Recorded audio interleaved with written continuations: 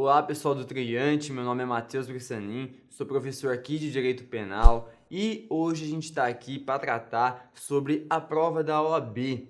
A banca FGV fará cerca de 6 questões sobre a matéria de Direito Penal e o objetivo nosso é rever conceitos e tentar acertar pelo menos metade dos temas que seja dessa prova que vem por aí.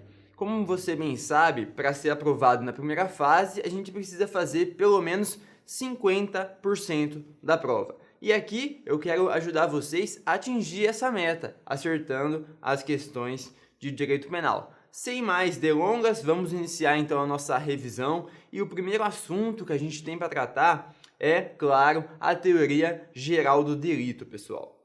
Então, quando alguém te pergunta assim, o que é crime? Você, um estudante que está começando o seu estudo, vai responder: é um fato típico, ilícito e culpável. Mas calma, pessoal, esse conceito é o conceito analítico. Antes disso, a gente tem que passar pelo conceito formal e pelo conceito material. Então, na verdade, para conceituar de uma maneira completa o crime, a gente precisa partir de 3 critérios. O critério formal, o critério material e aí sim o critério analítico.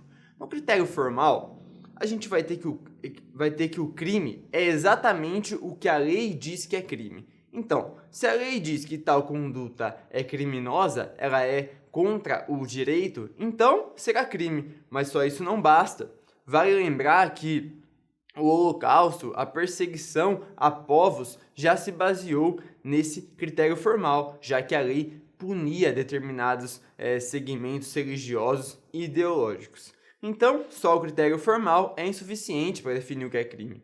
Aí a gente parte para o critério material. O crime, a conduta criminosa, tem que lesar bens juridicamente relevantes para o direito penal. O direito penal tem que tutelar tal bem.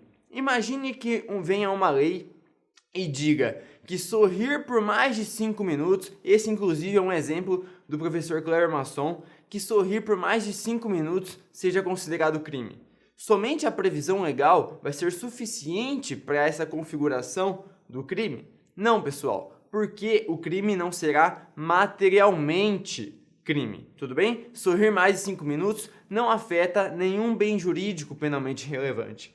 Beleza? Então, partimos do critério formal, chegamos ao material, para chegar então ao conceito analítico de crime. Aqui temos que é crime toda a conduta que se enquadre no modelo analítico proposto pela lei e que também tutela um bem jurídico penalmente relevante. Como assim? A lei vem, traz um modelo e todas as condutas que se enquadram nesse modelo serão consideradas crimes.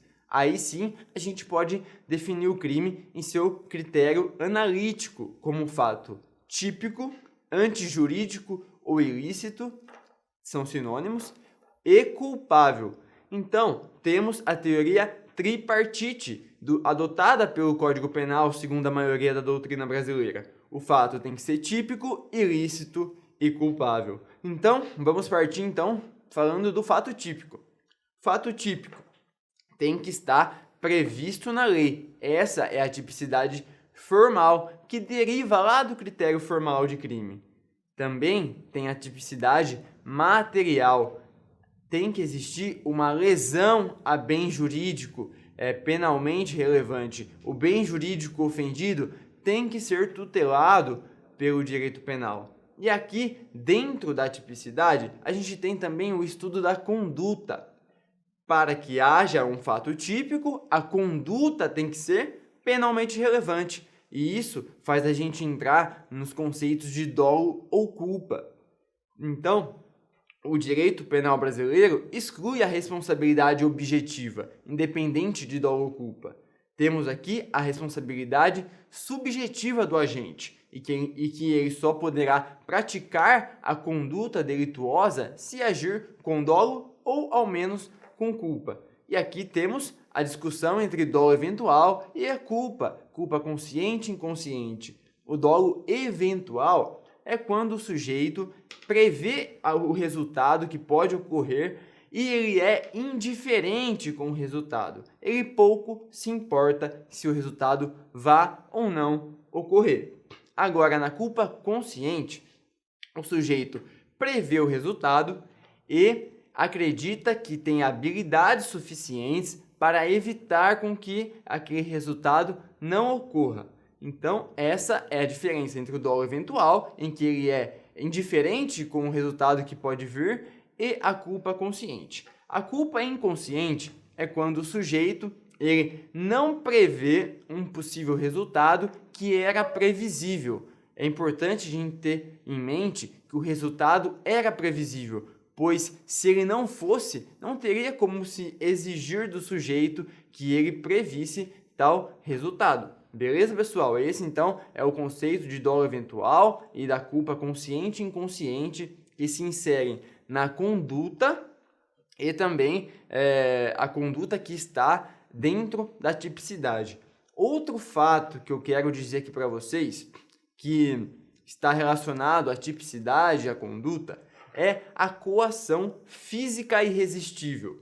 E aqui eu tô dizendo da pessoa que fisicamente obriga um terceiro a cometer um crime. Vamos supor que o João obriga o Paulo com uma faca em seu pescoço em furtar um objeto de outra pessoa, de Maria. Nesse caso, somente o autor da coação vai responder pelo delito. A pessoa que pratica o tipo penal de subtrair coisa alheia não vai praticar, não estará configurado a tipicidade, justamente porque essa coação física irresistível exclui a conduta, que faz parte da tipicidade. Sem conduta penalmente relevante, não há tipicidade. Então, pessoal, essa foi a nossa consideração acerca da coação física irresistível. Não se confunda com a coação moral irresistível, quando essa coação é feita de maneira psicológica. Esse instituto ele vai ser uma excludente de culpabilidade que a gente vai ver no momento oportuno. Tudo bem? Então, tipicidade basicamente é isso. Tem que estar previsto na lei como crime e tem que ser materialmente crime. A tipicidade material. E, falando da tipicidade material, rapidinho, é muito importante lembrar que o princípio da insignificância, ele exclui a tipicidade material, tá? Não se confunda. Se a FGV disser que a insignificância, o princípio da bagatela, exclui a culpabilidade ou a ilicitude, não se confunda. O princípio da insignificância, ele vem ao ordenamento através de um estudo do penalista Klaus Roxin para excluir a tipicidade material da conduta, tudo bem? Então, temos que o princípio da insignificância exclui a tipicidade material. Agora, tratando do segundo elemento do conceito tripartite de crime, temos a ilicitude. Então, em regra, todo fato típico será ilícito, concorda comigo? Porque se ele está previsto na lei penal como um fato criminoso, é normal que ele seja também um fato ilícito. Mas, vamos pensar, nem todo fato descrito na lei penal será considerado contra o direito. Porque em alguns casos, o véu da excludente da ilicitude protege o agente que praticou a conduta. Professor, não entendi, ficou difícil. Vamos lá para um exemplo. Se eu estou andando na rua e um assaltante chega com uma faca e tenta me assaltar. Com a faca no pescoço, eu vou lá e derrubo o assaltante com um golpe de karatê e ele acaba lesionando o braço esquerdo, por exemplo. Eu vou ser penalizado pela lesão corporal? Não, porque agi em legítima defesa. Por exemplo, um exemplo clássico que a doutrina traz. Se eu estou num barco que está afundando e somente tem um colete salva-vidas para 3 pessoas. Se eu pego esse colete para mim e acabo matando as outras pessoas que tentam pegar esse colete de mim, eu estarei cometendo crime? Não, pessoal, porque estarei sob o véu do estado de necessidade. E aqui, então, a gente tem 2 das causas excludentes da ilicitude. Então, temos um fato típico, por exemplo, matar alguém. Mas, se estiver em legítima defesa, se estiver em estado de necessidade, se estiver no exercício regular do direito, se estiver também em estrito cumprimento do dever legal, aí sim não estaremos diante de um fato ilícito, e se não tem ilicitude, não há crime, porque para configurar crime tem que ter os 3 requisitos. O fato tem que ser típico, ilícito e culpável. E aqui eu quero trazer para vocês um exemplo que pode aparecer na prova da primeira fase.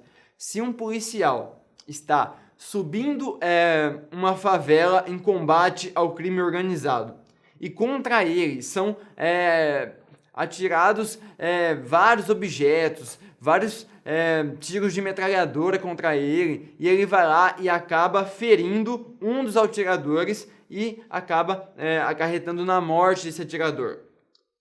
A prova vem e diz: ele estava em situação de perigo, de agressão e corria risco de vida. Ele usou dos meios que ele tinha ali com ele, foram os meios adequados que ele tinha para se defender. Ele estará em estrito cumprimento de dever legal ou em legítima defesa? Pessoal, geralmente, quando se trata de policial entrando em casas, fazendo busca e apreensão, ele estará em exercício, cumprimento, em estrito cumprimento do dever legal. Mas, quando se trata de um tiroteio em que ele está em perigo, está em estado de agressão e acaba alvejando e matando um dos criminosos, aqui ele estará em legítima defesa, tudo bem? Porque não é estrito cumprimento do dever legal dele matar pessoas, mas é o direito dele de se defender numa situação de agressão atual ou iminente, fazendo uso dos meios adequados e necessários. Então, essa é a legítima defesa. É um direito, claro, que o policial teria ao fazer esse tipo de ação. Tudo bem, pessoal? Então, a gente tem que levar com a gente que o crime é o fato típico, ilícito e culpável. E vimos os principais aspectos da tipicidade e da ilicitude. No próximo bloco, a gente vai tratar da culpabilidade, que, como tem mais conteúdo e aparece com maior incidência na sua prova, vamos tratar em momento específico e único. Tudo bem? Vejo vocês na próxima oportunidade.